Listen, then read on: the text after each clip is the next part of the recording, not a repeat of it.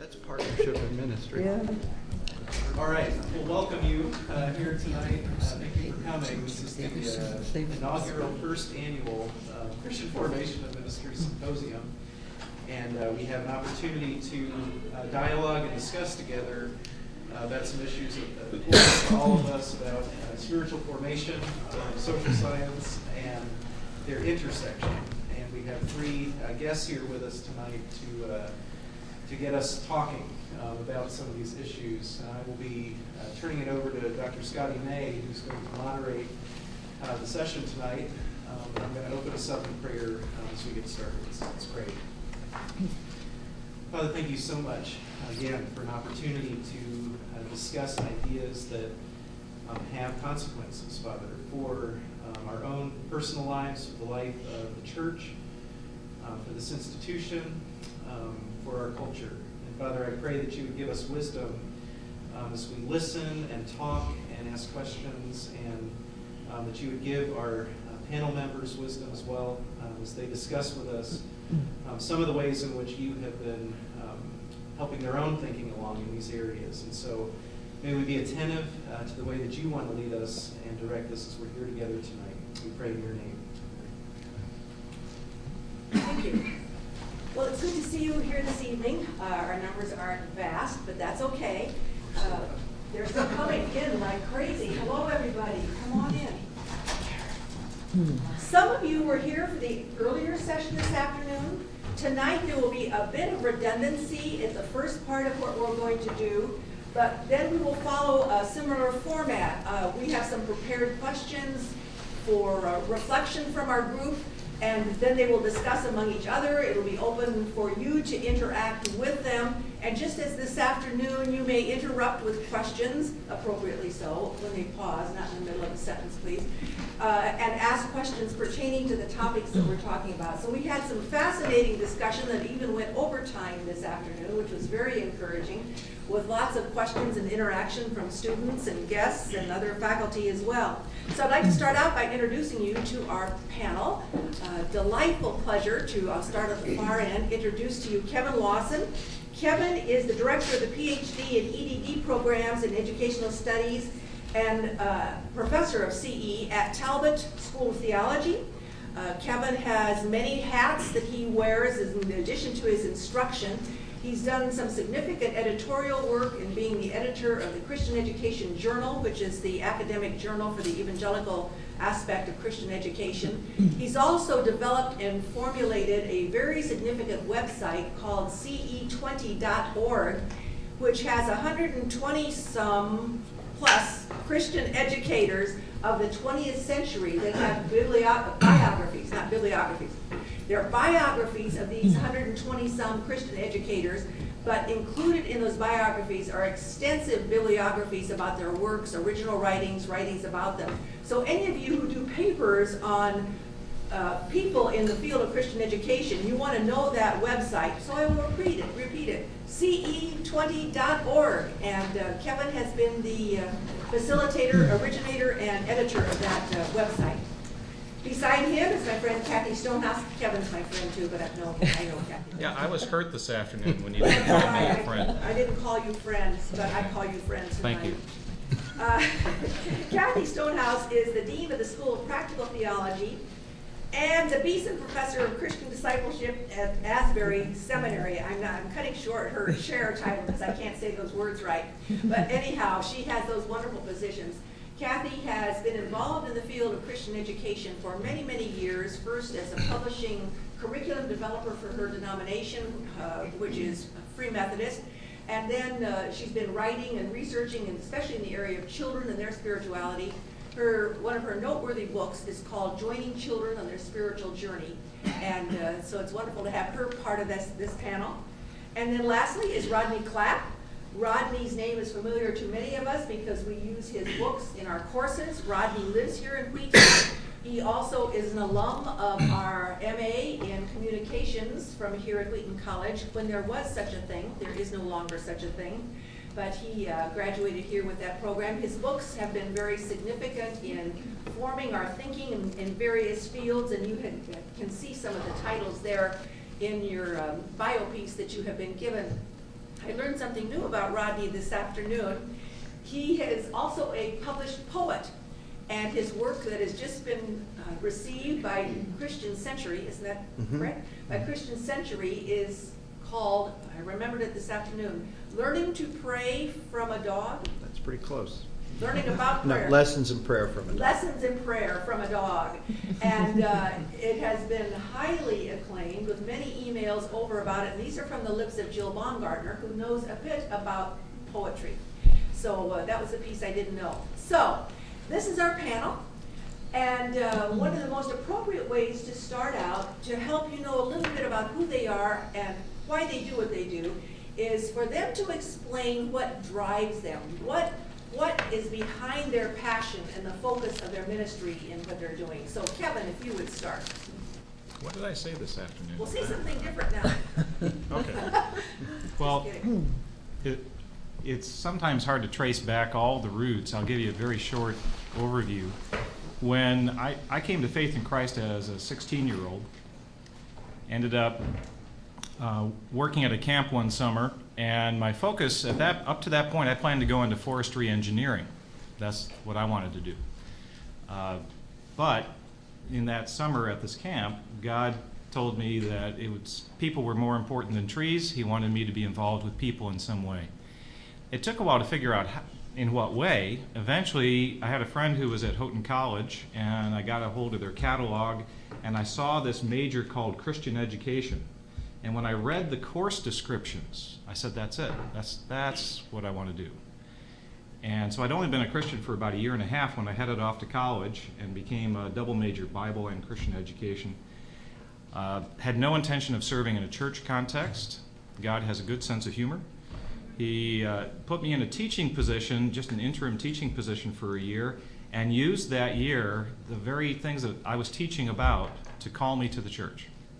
And I then spent the next 11 years serving in a church ministry context and working with everything from nursery up through senior citizens and small group ministries and youth groups and retreats, all wide range of things. And over the years, what God has done has sustained a passion for helping people grow in their faith, and primarily through educational types of ministries, but education that is rich in terms of reflecting on what God is doing in your life and how He wants to grow, wants to help you grow. So I'm really focused on helping to strengthen the conception and practice of Christian education in the church. That's my life. Thank you. I grew up in Canada in a small denomination that had small churches.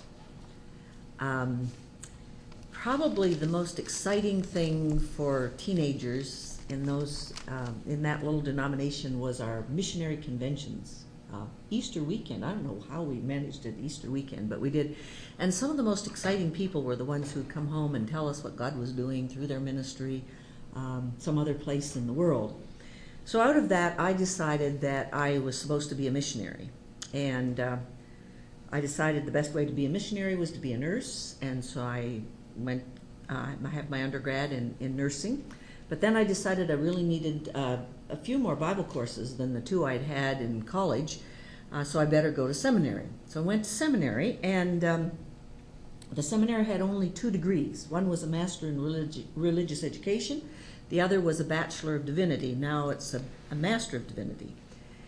And in those days, the thing I feared most was that God would call me to be a pastor. I knew that women could be pastors. My mother had been one, and some other women who I highly admired had been, but I decided I really didn't want to do that, and so I decided I'll stay away from the BD degree, and I'll do the safe thing of the Master of Religious Education. Now to get me ready to be a missionary.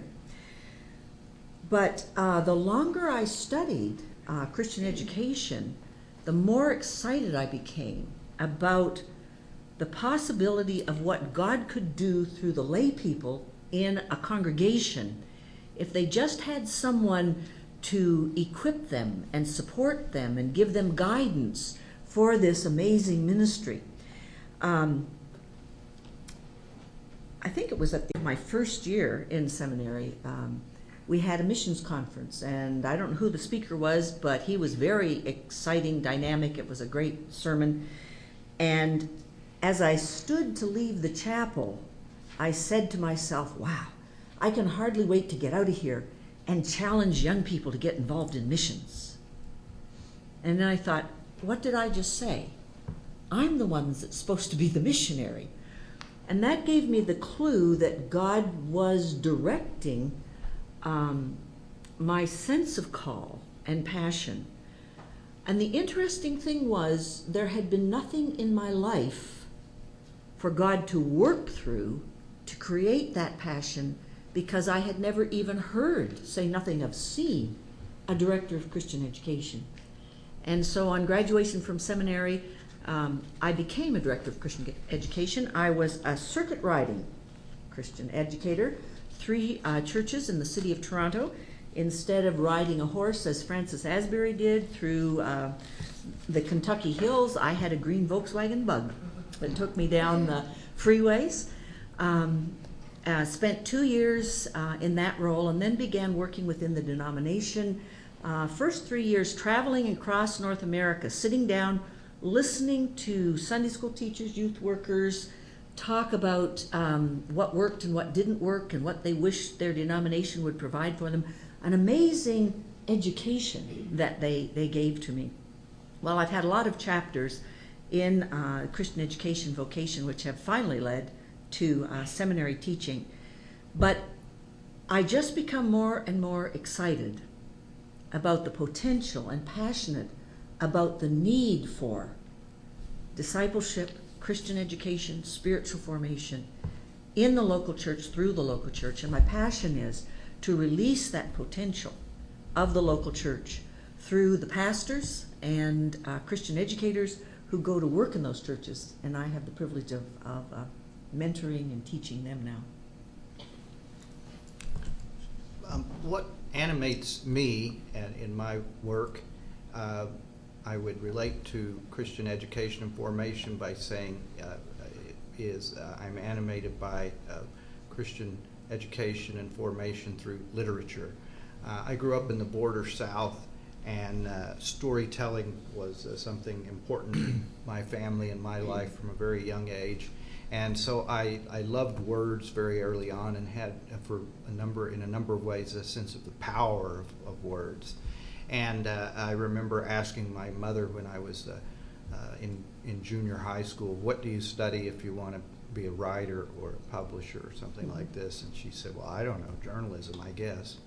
So I from about junior high on, kind of went off in that direction.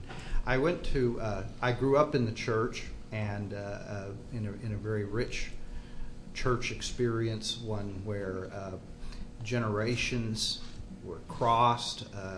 Deacon Emmel, Lester Emmel, was a 75-year-old man, was taught our high school Sunday school class, and was tremendous influence in my life and others. So I had grown up in the church, but I thought that what I wanted to do when I went to college was be a film critic. And I went to Oklahoma State University, and naif that I was, even then I figured out about the middle of the first semester, you don't go to Oklahoma State University and study to be a film critic. There's not a lot. You should go out Kevin's way for that sort of thing.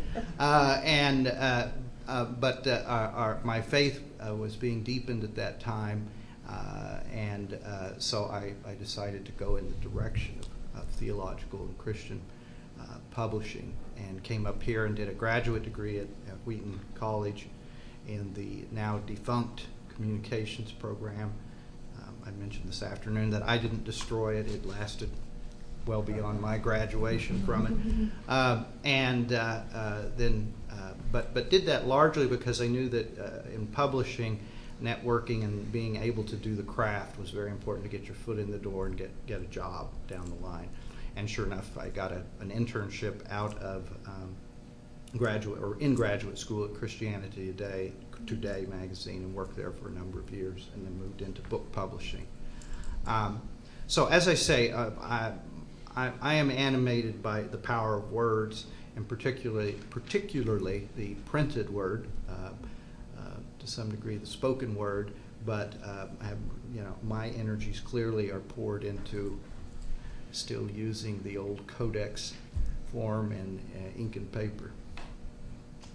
Okay, that little bit of background lets you know where our guest experts are coming from. And one question that is a repetition from this afternoon goes to the nature of how would you define the phrase Christian spiritual formation in kind of a succinct definition, but then in what ways, if any, is that concept influenced by the social sciences? So I will open it up and let whoever would like to speak first. We won't go in any order here.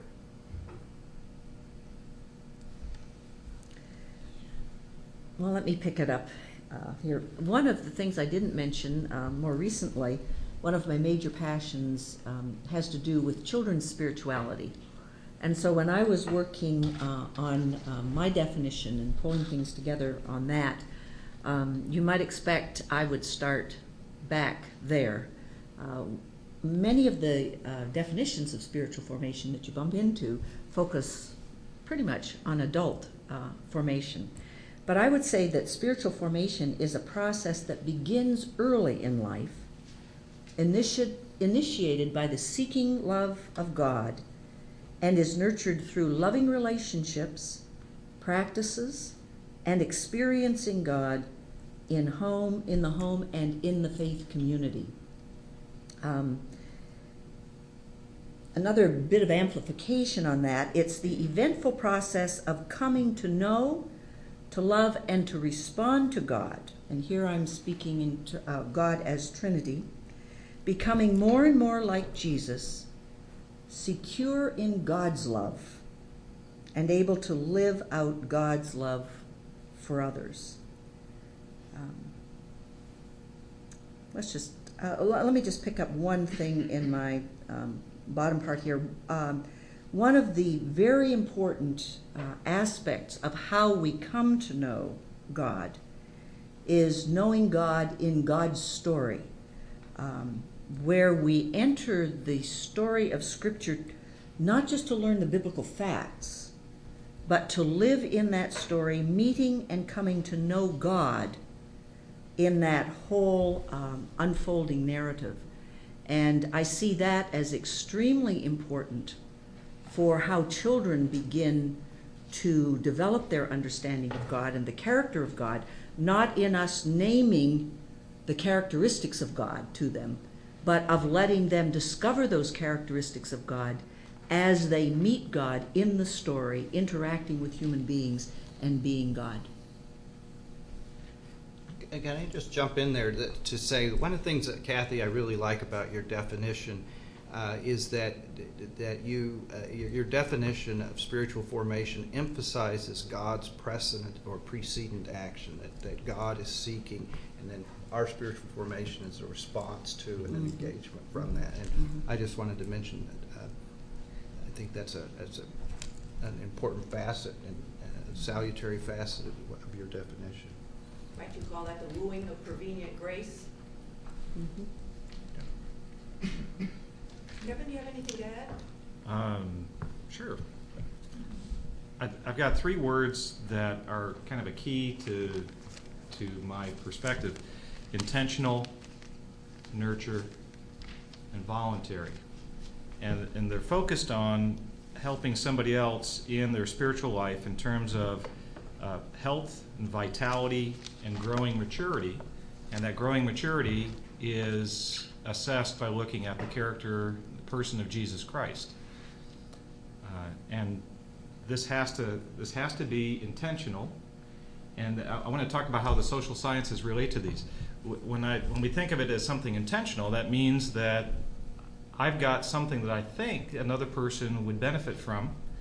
And so if I do, then the more I understand that other person's life, the more I'm going to understand how I might bring this thing that I think they would benefit from to their attention. So human development, psychology, sociology all help us understand some aspects of kind of normal human life potential, capacities, needs, motivations.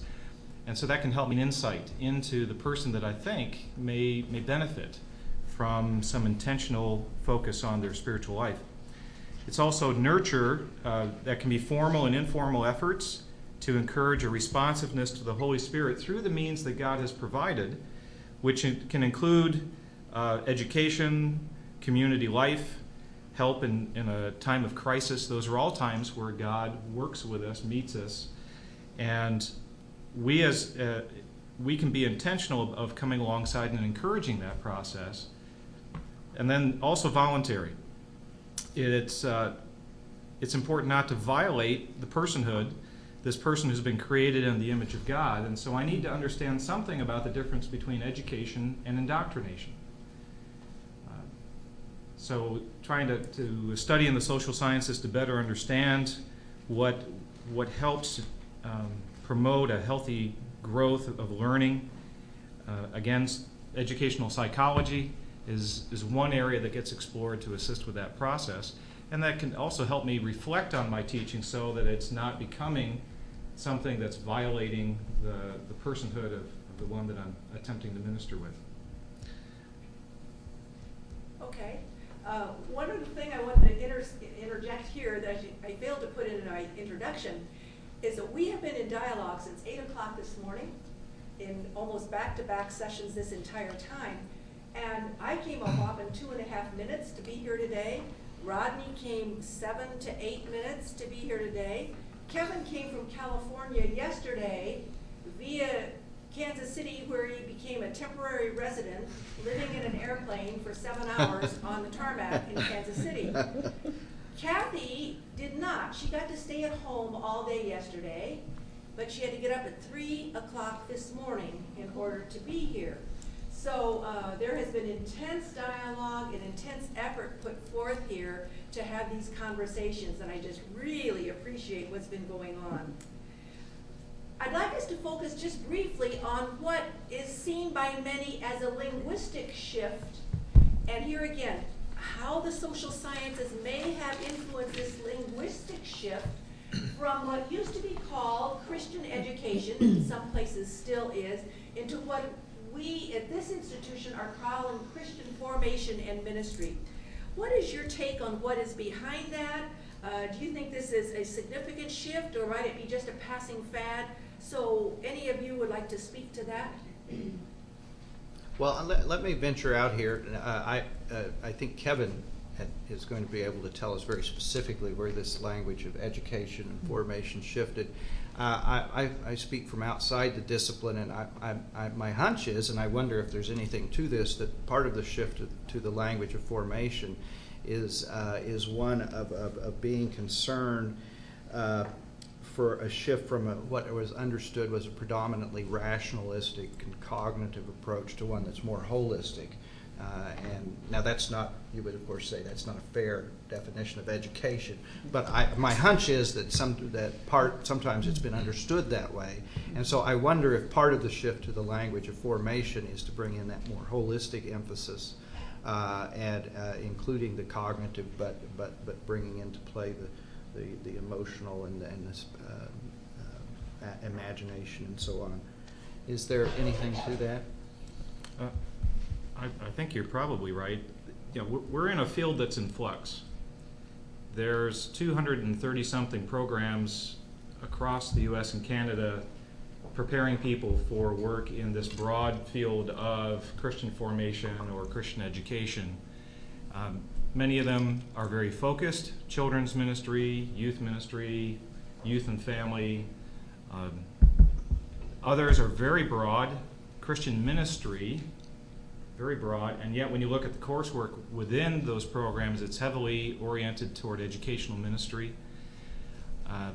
But there is a shift going on. There are a number of schools at the undergraduate level now where the program is either called Christian formation or it's oriented toward discipleship, and then when you actually look at what courses are being offered, more formation language is coming out in them. At the seminary level, we recently took a look at 36 seminaries to see what they're requiring of their Master of Divinity students. And in the past, you could pretty well count on every school having a Christian education course that their MDiv students had to take. We're seeing more and more now that even though it may come from the Christian ed department, the language of how the course is being described is more spiritual nurture, spiritual formation oriented.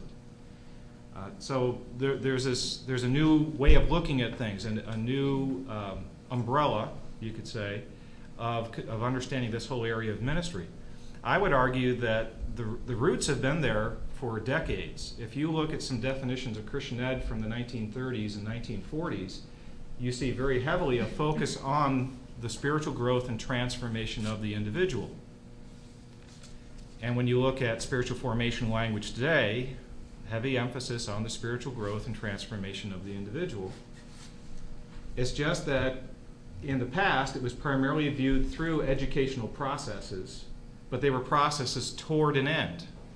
It wasn't just education for education's sake, it was education for spiritual growth and transformation. And I think what's happened in the last, say, 10, 15 years is there is a broader understanding that it's more than just educational processes that contribute to spiritual growth and transformation, and that within the church, we shouldn't put all our eggs into the educational basket, as if that's where it's going to happen all the time. And so a broader understanding of the nature and purpose of the church, I think, leads to a broader understanding of what is it God uses to bring about the spiritual growth and transformation of his people. I guess my response would be quite similar. I think it has a lot to do with what Christian education has come to mean in people's minds.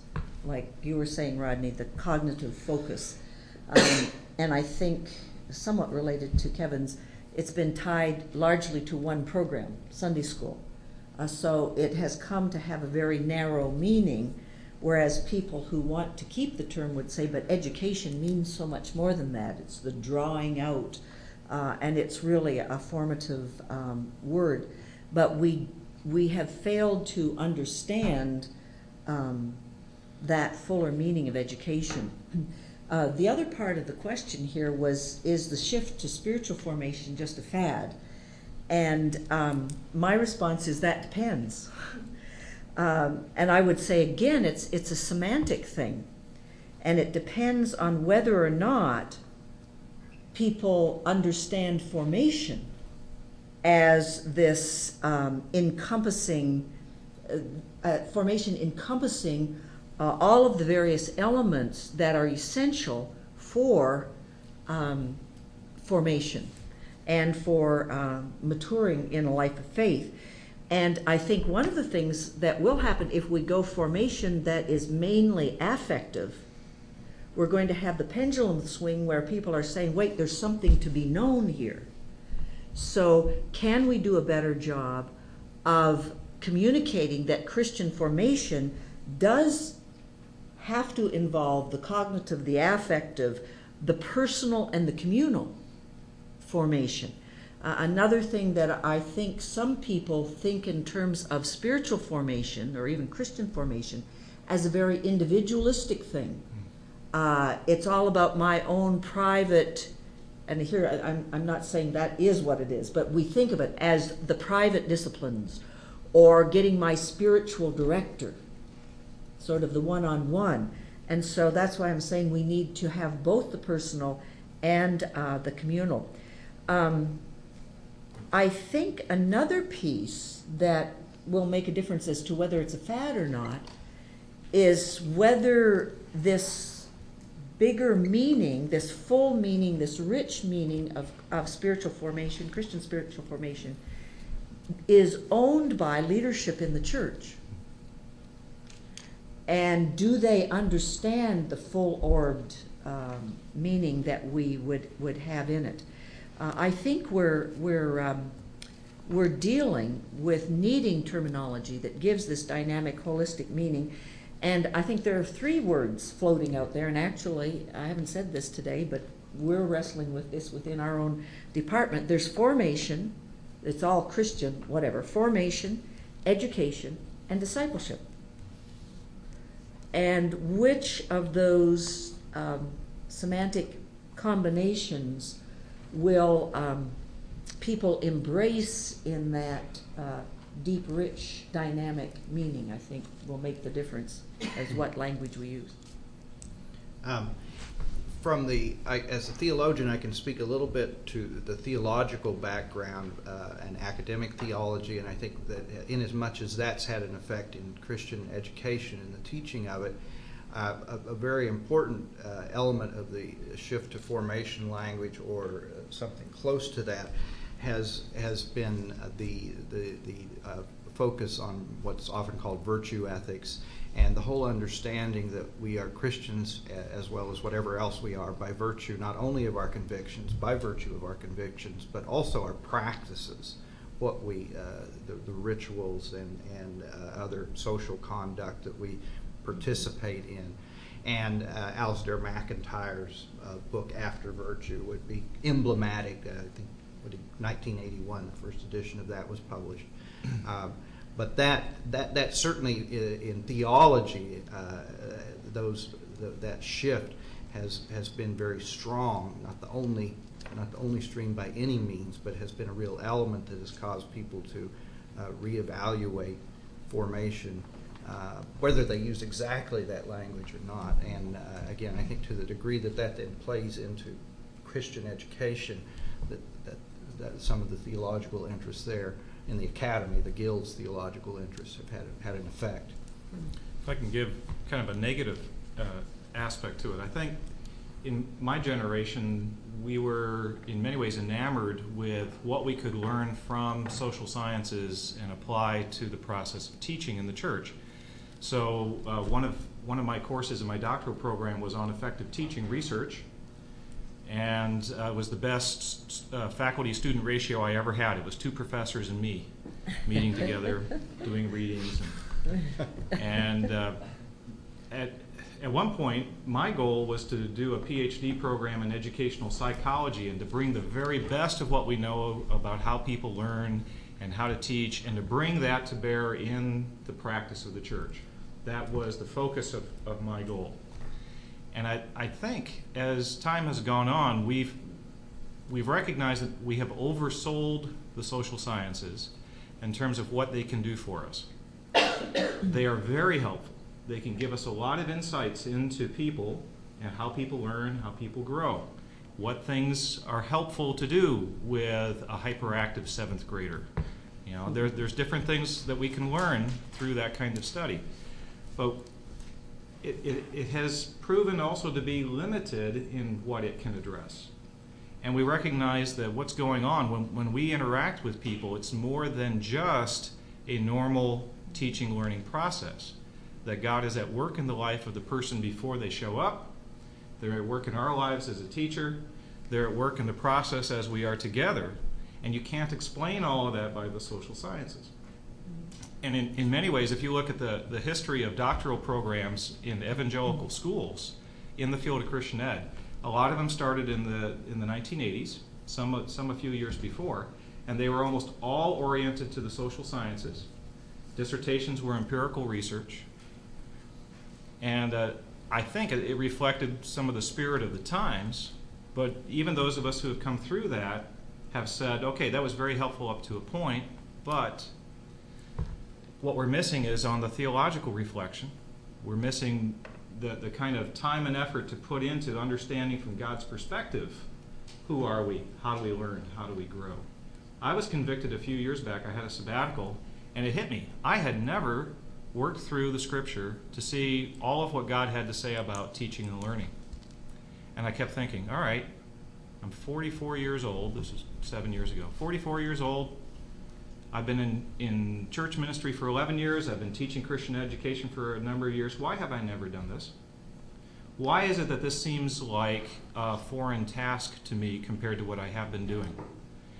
And I just was convicted that that's something that I don't believe we've given enough attention to, because we oversold ourselves in some ways. We put all the eggs into the social science basket to understand how to do ministry. Well, let me pick up on that and be thinking of questions you'd like to poke back at these people with. But I'd like to pick up on that and ask this question. In what ways might the social sciences help us better become disciples or equip other people to become disciples, followers of Jesus, formed in the likeness of Jesus? In what ways can the social sciences help us do that? And the flip side of that is, what dangers then are there for the church? What does the church need to look for if we indeed use the social sciences in this process of equipping people to be followers of Jesus? Well, I can go first. I think one of the things that the social sciences can do, not that they automatically will do it, as I remarked this afternoon, there were plenty of Nazis who were social scientists, but that they can do is keep us honest. They can be shields against our illusions of sentimentality, and sometimes in the church, not least because we do have high ideals and rigorous expectations of ourselves, of our behavior, of our practices, and the way we live our lives. Sometimes the church seems to become a place where we paper over or try to ignore brokenness or faults or problems or flaws. So the social sciences can help us with honesty. We can say, how are Christians really living? What is the divorce rate among Christians or among this population or that one? I think the social sciences can help us with accountability. In certain cases, they can help us think in more specific terms and sometimes even metrics or measurements about, are we really living up to and moving ahead, advancing in our spiritual life and growth in a way that is something to be affirmed. So I think that the social sciences can play there. In another sense, the social sciences certainly can help us in understanding politics. The church is about politics. It's about polis, about forming a certain kind of people.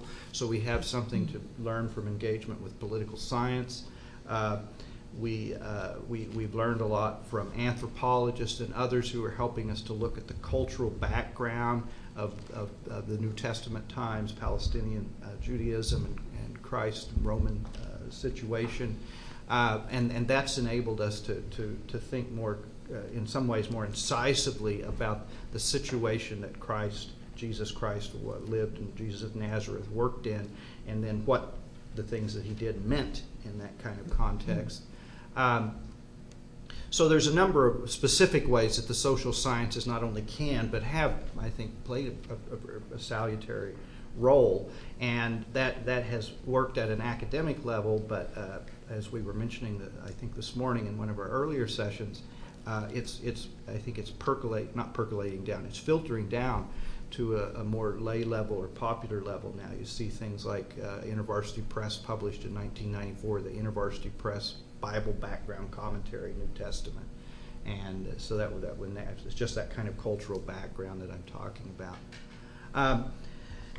So there's, I think it's clear that there's a number of things that the social sciences can, and to some degree are helping the church in its mission with, and educators in their education of pastors and other church leaders.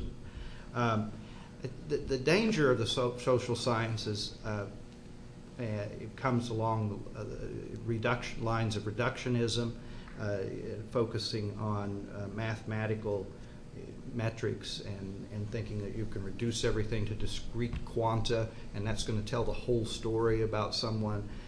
That's obviously not the case. I'm not going to tell this whole story about an individual, let alone a whole culture or a society. And then I think another danger of the social sciences is when it's not understood that social sciences are liable to have their own meta-narratives that they serve. They tend to have some picture of what human beings are for. And so in economics, for instance, there's a tendency to see human beings first and foremost as producers or consumers, right? Now, and I think that would, we could look at other social sciences and see similar kinds of expectations or overarching narratives and understandings of what human beings are for. And those can even become kind of quasi-theologies. so that it's like we have arrived. Marxism, had this dialectical understanding that you would arrive at this point in history that was a utopian history, and that clearly is a kind of quasi-religious, or not even quasi, but a religious and theological understanding. So I think another danger is when we approach the social sciences without an awareness that they can, if they're not intrinsically religious, they can very easily slip into kind of religious modes of knowing and thinking.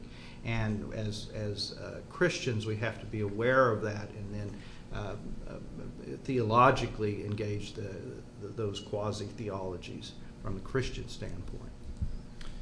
Can I give two short case studies, maybe, of how social science can help us help other people follow after Jesus Christ? I mentioned a hyperactive 7th grader. There was a real experience of working with a group of junior high guys, and this one boy comes in for the first time. Very nice kid, really friendly. He sits down, we get started with the lesson, and after about 2 minutes he stands up and he starts pacing in the room, and he's swinging his arms, and you say, Billy, would you sit down? Yeah, okay. And Billy sits down, and he's there for about 30 seconds, and he's doing this. And after a little bit, he gets up again, and he's moving around. He says, Billy, can you come back and sit down? Oh, okay.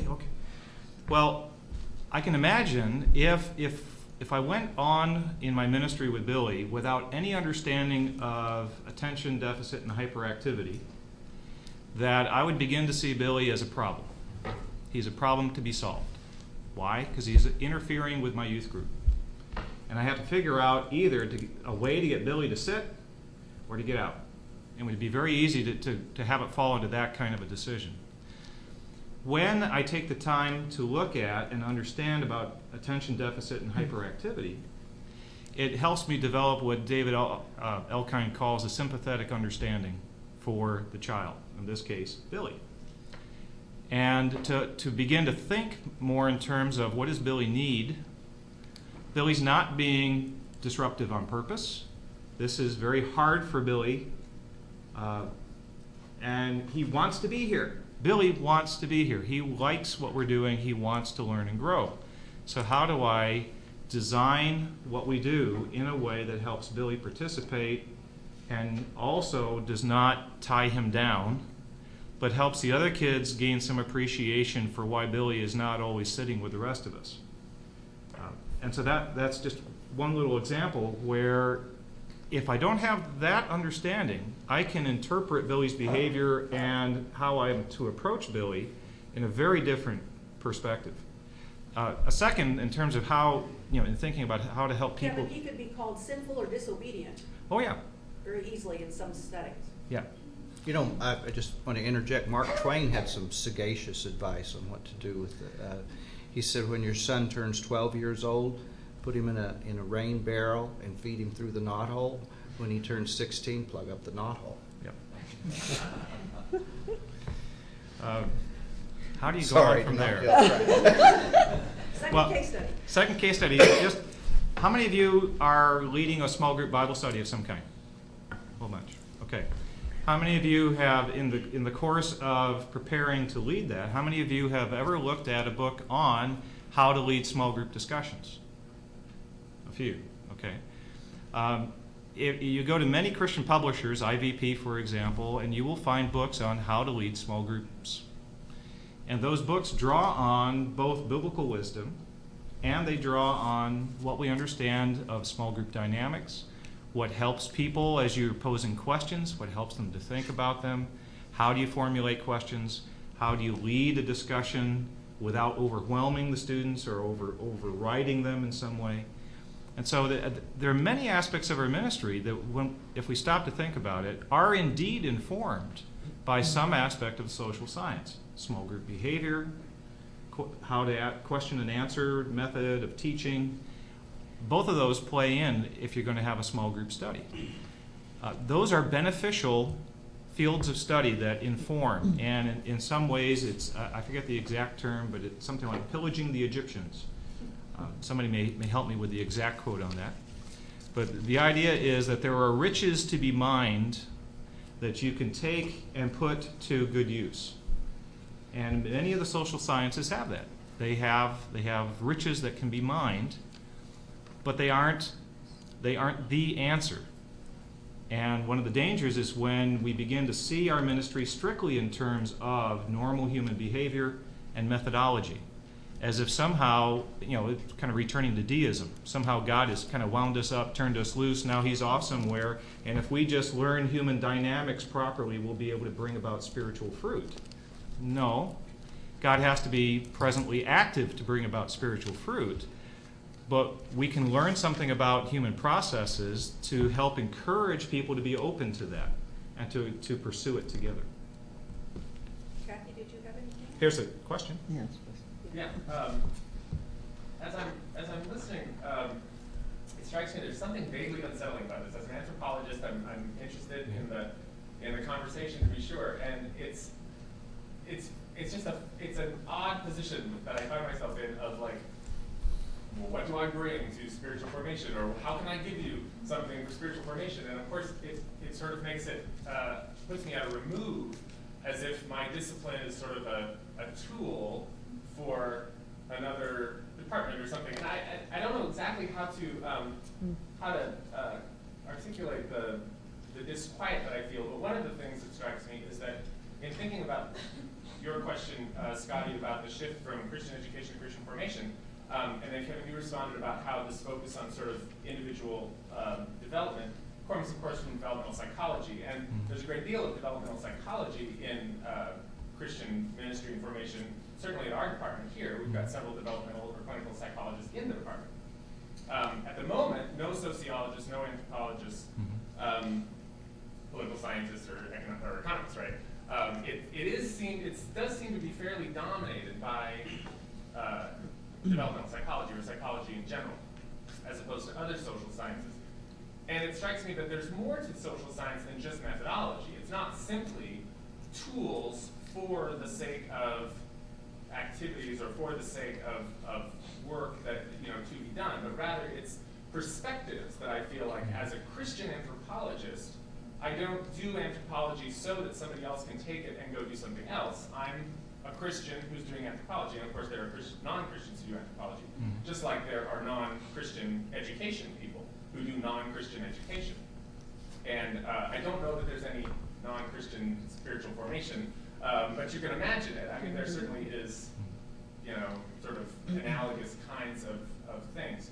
And so I guess the question is, would it make more sense to consider spiritual formation as the role of the church, as you've said, rather than a sort of academic specialty, but rather to consider that people from their academic specialties, from psychology, history, anthropology, sociology, education, come together to engage in spiritual formation?